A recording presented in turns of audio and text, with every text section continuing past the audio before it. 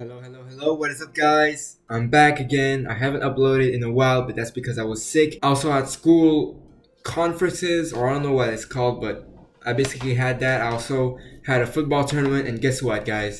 We came with the victory. Look at this is beautiful. We won. My team won. Big up my team. Oh, and I also broke my finger while playing football. I'm basically a goalkeeper, and the ball came out of nowhere and it bent my hand backwards like that.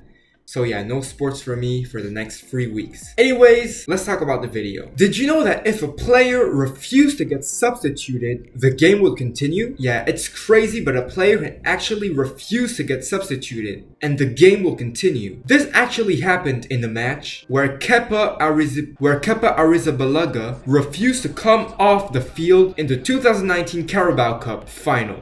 Of course, the manager at the time, Maruzio Sarri, was furious. Kepa didn't want to get substituted and he didn't leave. The game did continue, Kepa stayed in the field, but was later fined by Chelsea. And it's crazy that a player has a choice to stay on the field, even if the manager makes the decision to take him off. And if a player does so, it's kind of disrespectful for the club and for his teammates. And Kepa did apologize afterwards to his team and to the club. Foreign objects touching the ball are deemed interference. If an object like a bottle or a balloon touches the field or even the ball, it's considered interference play and the referee will stop the play and remove the foreign object. And sometimes these type of interference happen at crucial moments and it can cost a team a goal. An example where the ball interfered with the play is in 2019 in an English Premier League game where Darren Bent shot the ball against a beach ball and scored a goal. The goal was then disallowed because it interfered with the goal. It's impossible to score an own goal from a throw-in unless the ball makes contact with another player. And look at this video for example. What a big mistake. The player did the throw-in, the goalkeeper didn't see the ball was coming, he was tying his shoe or something, and the goal wouldn't have counted if he didn't touch the ball, but unfortunately his foot did make contact with the ball and the goal counted. What a unlucky play right there. No corner flags, no game. A football game cannot be played and cannot start if there aren't 4 corner flags on the pitch. And this happened in 1974 at a World Cup game where the referee delayed kickoff between Germany and Holland. Wait, what did I write? Holland. Nah, my bad. It's just Netherlands. I just wrote it in the French language. But yeah, goalkeepers can only hold the ball for 6 seconds. Now in another video, I said that this rule was a myth, but apparently not. A goalkeeper can only hold the ball for 6 seconds. And this rule makes it so goalies stop wasting time holding the ball for too long. And this rule actually helped the US women's team win against Canada in the 2012 Olympic Games, where Canada,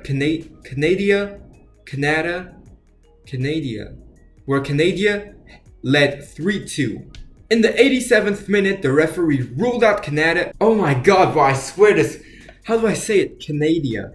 There's no I in Canada. Why would I say Canada? It's just Canada. In the 78th minute, the referee ruled that Canada's goalie held the ball for too long, which was more than 6 seconds. So an indirect free kick was given, and this led to a penalty after a handball, and US went on to beat Canada. How do you pronounce this? I don't even know if I'm saying it right. Canada. No, fuck that country, man. I'm joking. When a goalie catches the ball and releases it in the ground, he cannot lift it again. For example, if you're a goalie, right, and a shot comes in, catch the ball with your hand, and then you release the ball on the ground, and an opposition player runs towards you to the ball, you cannot pick it up again. But what happens if you pick it up again? Well, the referee will give the opposite team a free kick. So goalkeepers, and I talk to myself as well, don't lift the ball after releasing it, because you'll give the opposition a cheap free kick. And I saw this happen in a GK Go Remy video where a goalie was tying his shoe or something, and then he dropped the ball, and then the opposition player saw he ran towards him to take the ball, and the goalkeeper grabbed the ball again, and he wasn't allowed to do this. Just look at the video. Completely stunned me like that. He's got to fix his socks, fix his shin guard. But the issue is right here is that he put the ball back on the ground, because any of you seasoned goalkeepers know that once you have possession of the ball, if you drop it, you can't pick the ball back up again. It's going to be an indirect free kick. So he's here, picks up the ball. Referee, players, everyone realizes it right away. Crowd, just do something, because while he's fixing his shoe, still not really too bothered. The white team just goes and scores a goal. What a mistake from the goalkeeper there. Also, shout out to Goal Remy if you're a goalkeeper and you need tips. He helped me a lot. Matter of fact, let me show you how much he helped me. Look at this. Take a look at this. This is beautiful right there. Feels like I'm showing off, but GK Go Remy helped me win this. I watch his videos every day before each game, and I won first place in the ISAP tournament, and I also won this yesterday, another football tournament. So shout out to Go Remy, and thank you for helping me win this 2 trophies. I mean 2 medals, whatever. If you work hard, you can get it. Okay? Don't forget. You can pass the ball from a penalty.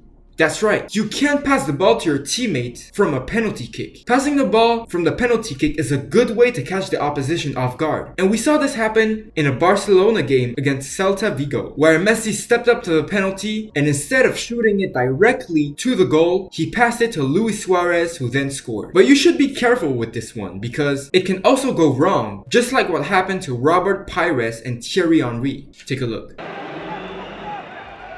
What's he done?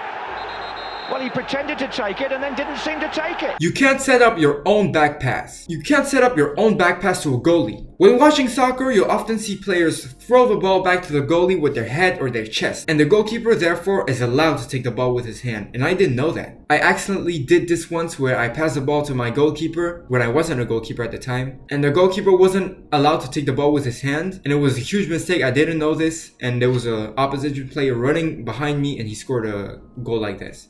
And this is how I caused the goal for my team. Luckily, it was only a match in training and it wasn't in any tournament or anything, so thank God. But we did see Ivan Perisic flick the ball up into the air and head it with his chest back to the goalkeeper so he could grab the ball with his hand. But this wasn't allowed and Perisic was given a yellow card. You can be sent off before the game even starts. And yeah, being sent off before the game even starts sounds weird, but it is true. This happened to French player Patrice Evra before a Europa League game. He got in an argument with his own fans before kickoff, and he even tried to kick them. And the referee gave Evra a red card before the game even started. But luckily for his team, this was before kickoff, which meant that the manager could replace Evra with another player, because I couldn't imagine them playing 10 against 11 for 90 minutes. If you want to see my previous Champions League prediction, you can watch this video right here. Thanks for watching. I have been Football Man, and I'm out.